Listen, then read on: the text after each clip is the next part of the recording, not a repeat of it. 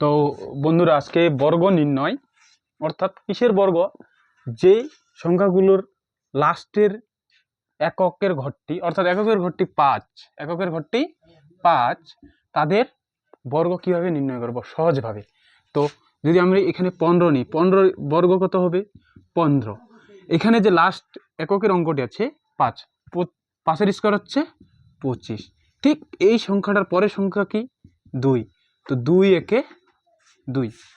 একইভাবে যদি আমি এখানে 75কে নিই, 75 এর স্কোয়ার কি হয়ে যাবে, তো 5-এর স্কোয়ার কত হয়ে যাবে 25, কত 25। তো 7-এর পরের সংখ্যা কি 8, তো 7-8-এ 56।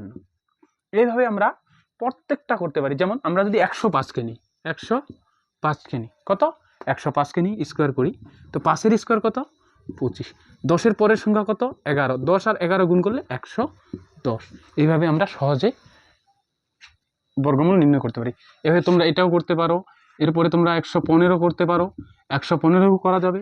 115-এর স্কোয়ার সমান কত হয়, 5-এর স্কোয়ার কত হয় 25, 5-এর স্কোয়ার 25, 11 হচ্ছে কি 12, তো 11 আর 12 গুণ করলে কত জানি আমরা, কত জানি 2 3 1 হয়ে গেল। এইভাবে হয়ে যায়। ঠিক আছে, এইভাবে যে স্কোয়ার বার করতে। এছাড়াও যখন আমরা 36-এর স্কোয়ার, 36, 18 স্কোয়ার এগুলোও করা যায়।